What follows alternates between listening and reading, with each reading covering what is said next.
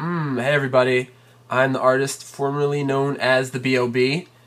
Thanks to Alan and everybody for letting me do this week, and hopefully I'll be around in the future. I don't know, I think I have a lot to teach people, so we'll see. I'm going to be slightly more advanced than the other stuff on here, maybe. I don't know where they're going with it, but if you're confused, if I go too fast, ask questions in the comments. Don't feel scared to do that. And also, Google is your friend, you know. If you need to look something up, you should Google and research, and you'll probably learn some interesting things. Now, I want to ask you guys first, what audio recording software are you using? I'm going to be giving examples in Logic, Apple Logic, but I also use Reason, I use Pro Tools from time to time, I use Live. So, you know, tell me what you're using, and if there's an overwhelming majority, I might kind of give examples in that as well, because that might help you guys out. But for now, I mean, most of the software is the same. You know, it's all ones and zeros. It's all digital. It's all about what you're comfortable with, your own workflow, etc. So don't be afraid to use whatever you like to use, because it's all the same. It's just music. Now, it all just makes music. Okay, let's get into some hardcore stuff here. When you're mixing, a lot of people wonder, why is my low end so muddy?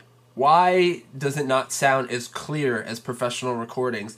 Why am I having problems getting the bass guitar to pop out? Why am I getting problems having the kick drum to pop out and sound really good and clear? And the reasons are because when you used to record on analog tape, back in the day, I know most of you guys have probably never even seen analog tape,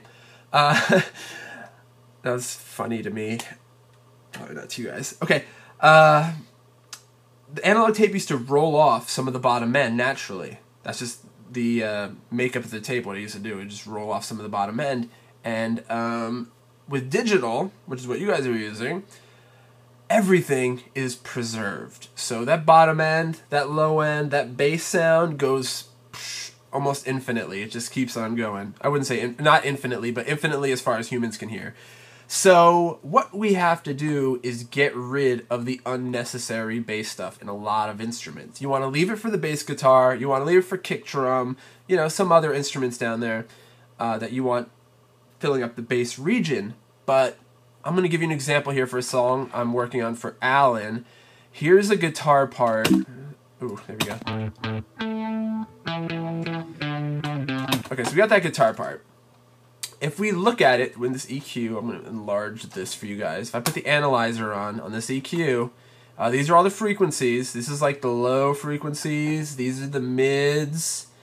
These are the highs. And you want the guitar to be right up here in the mids mostly. That's where, you know, that's where most of the energy of a guitar is. If you look at it, see, we got all this stuff going on down here. This is mud. That's nothing. That's noise. That's my bad playing. That's my bad fingering techniques. I stink. But also, you know, the guitar has hum and buzz and all that stuff down there. We don't need it. Let's get rid of it. And it's going to make the mix clearer in the end if you do this on most instruments. So we're going to bring this filter up called a high pass filter, or sometimes called a low cut filter. But let's call it a high pass filter for now. And what that does is when I move it up, whatever frequency I put it at, that's the frequency right there where it says 76, 80, bring it up to 100. Everything below that is going to be cut by 24 decibels per octave right now. I could change that, but let's just keep it at 24. So I'm going to be eliminating sound below that point. So let's just listen here. I'm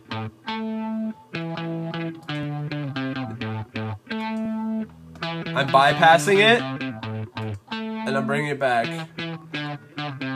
It's a very, very subtle difference, but what that does is really cleans up the mix. When all the tracks are added up, when you have 20, 30, 40 tracks all added up, and you're pulling out all that little noise and buzz that's all adding up down there, you're really cleaning up the low end and making, you know, putting more space in the mix, giving everything its own sense of space, allowing the bass and the kick drum to punch. You know, it's really a really basic technique, but so important. This is basically when you mix, you're going to set the levels, you're going to set the pans, then you're going to start carving out frequencies And this is step one. This is you want to do is, you know, clean up these low ends. So the way it would work is you start playing the track, and then you just want to just go up and down. And if I go too far, you'll hear I'm taking away from the guitar. I'm making the guitar, I'm taking away from the body of the guitar, and you don't want that. I'm going to go too far, then I'm going to pull it back, and then you're going to see where it sounds very natural, and I didn't really take away anything except stuff we didn't need. So I'm going to play. See, it sounds real thin right there.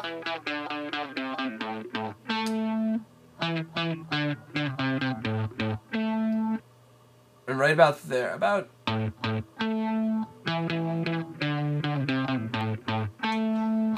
about 98, 99 right there. I'm not taking away anything from the guitar. I'm just eliminating stuff we didn't want. And the stuff you could barely hear, but it adds up. It takes away from your headroom in your mix, which your headroom is your maximum amount of volume you could possibly get, because that stuff that in there is robbing you of that as well. Now, let's just try that on another guitar real quick. This is another guitar right here that's just making little quick noises. It's just doing that. I'll play both at the same time. Put the analyzer on. Yeah, as you can see, do we need any of that? No, not for this little sound. This sound is just a little spice for your ears. So once again,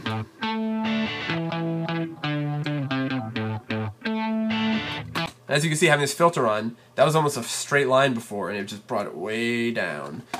So we're just eliminating a lot of mess. And one recommendation I'd make is, I just showed you this with the visual analyzer on, so you can actually see what's going on here for the examples. But if you could do this with just your ears, it's so much better to mix with just your ears and leave this visual stuff out. You're actually going to make a lot better decisions. You're not going to make decisions based on your eyes. You're going to make decisions based on what you're hearing.